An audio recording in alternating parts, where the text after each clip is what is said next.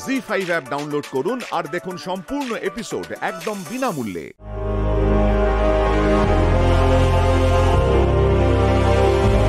চলো।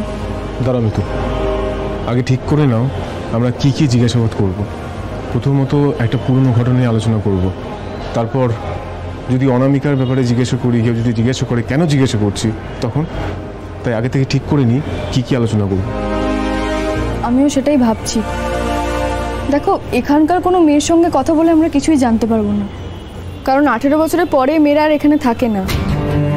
তাই যদি অন্তরা ওরফে অনামিকা এখানে থেকেও থাকে, তাহলে ওই সময়ের কোনো মেয়ে এখন আর নেই। মেয়েদের সঙ্গে কথা বলে আমরা কিছুই জানতে পারবো না। আমরা যদি কিছু জানতে পারি তাহলে একমাত্র মেট্রোনেট থেকেই জানতে পারবো। আর আমি খোঁজ নিয়ে দেখেছি, এই ভদ্রমহিলা বহু বছর ধরে এই আশ্রমে মেট্রন। ওকে, তাহলে আমরা কাজ করি, মেট্রোনের কথা বলি। চলো চল।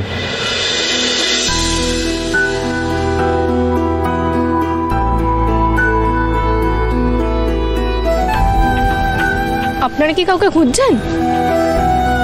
আমরা আসলে এই আশ্রমের মেট্রনের সঙ্গে একটু কথা বলতাম। আচ্ছা আচ্ছা, আপনারা এদিকে আসুন। দিদি, ওনারা আপনার সাথে দেখা করতে এসেছেন, কিছু বলতে চান। আপনারা আসুন।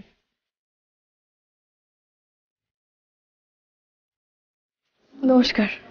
বুঝতে পারি, বসুন। বলুন বলুন কি চান? আসলে আমরা আপনার কাছ থেকে একজনের ব্যাপারে জানতে চাই। পুলিশের পারমিশন ছাড়া আমি কাউকে কোনো খোঁজ দিতে পারবো না। আমরা থানার লেটার হেডে লেটার নিয়ে এসেছি।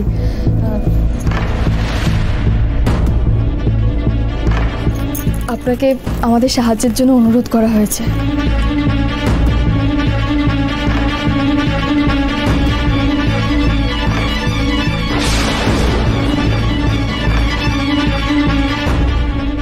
বলুন কি জানতে চান?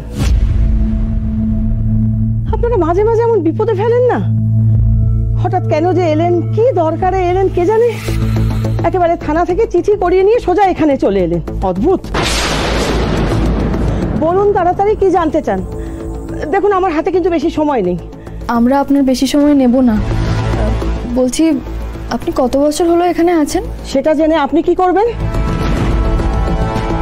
আমি অনেক বছর হলো এখানে আছি। আচ্ছা, এবার জানা হয়ে গেছে তো যেটা জানার ছিল। এবার আপনারা যান। আপনার কি হয়েছে? আপনার কি শরীর খারাপ করছে? আপনি তো ঘামছেন। আপনারা তো দেখছি এসে থেকে অবান্তর কথা বলে চলেছেন। আমি কিচ্ছু বলিনি, বিশ্বাস করুন। আমি কিচ্ছু বলিনি ওদের। আমি কিচ্ছু বলিনি। আমি জানি তো, আমি সব শুনেছি, আড়ালেই তো ছিলাম। আপনি লক্ষ্মী মেয়ে।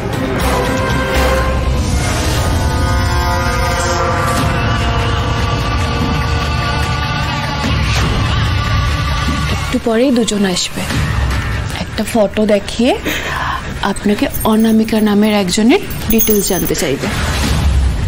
আর আপনি যদি একটাও বেফাস কথা বলে ফেলেন, তাহলে এই যে আপনাকে বোমা লাগানো জ্যাকেটটা পরানো হয়েছে, আমি বাইরে গিয়ে রিমোটে জাস্ট একটা চাপ দিয়ে দেব, ফেটে টুকরো টুকরো হয়ে যাবেন।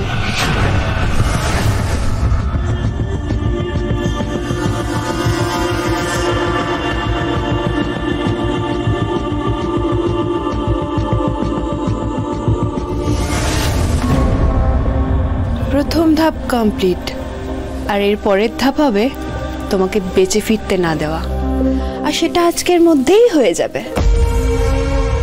চলো মিতুল, সন্ধে হয়ে গেছে, ব্যাক করা যাক।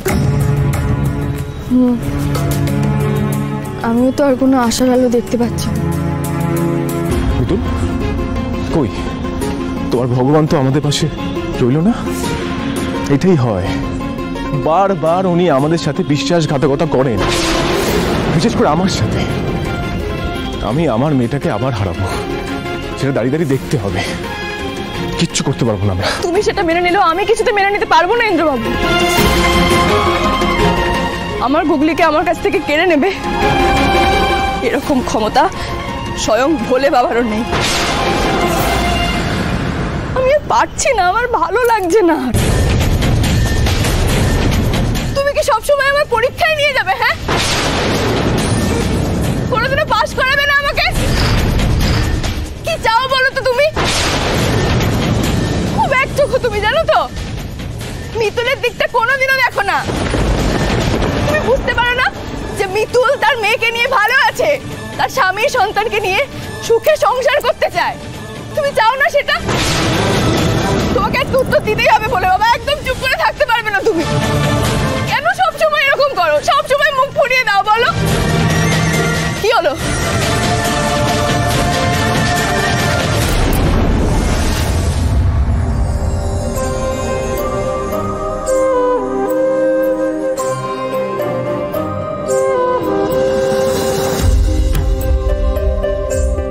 যতই তুমি তোমার ভোলে বাবার উপর অভিমান করে থাকো, তার মাথায় জল না ঢেলে তো তুমি আবার খাবে না। আমাদের বাড়ি ফিরতে ফিরতে কিন্তু অনেক রাত হয়ে যাবে। এতক্ষণ না খেয়ে থাকা কি ঠিক হবে? যাবো, জল তো ঢালতেই হবে। ভোলে বাবা যতবার আমার কাছ থেকে মুখ ফিরিয়ে নিক না কেন, আমি তো আর তোমার সাথে সেটা করতে পারি না। শান্ত, আমি বলি কি, তুমি সামনে কোনো মন্দিরে জল ঢেলে না, বুঝতে পেরেছো? আমি এখানে অপেক্ষা করছি, তুমি যাও, নাহলে বাড়ি ফিরতে ফিরতে রাত হয়ে যাবে।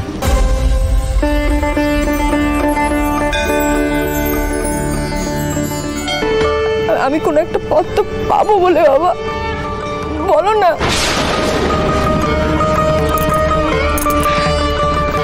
আমাকে এক্ষুনি ইন্দ্রবাবুর কাছে যেতে হবে। নিশ্চয়ই কিছু না কিছু পথ আমি পাবো, আমি জানি। আমি যাচ্ছি বলে বাবা, আমি এক্ষুনি যাচ্ছি। কোথায় যাচ্ছ তুমি? তুমি কি কোনোভাবে অনামিকার খোঁজ করছো? তুমি কি করে? আমি সব জানি। জি5 ডাউনলোড করুন আর সব এপিসোড দেখুন একদম ফ্রি।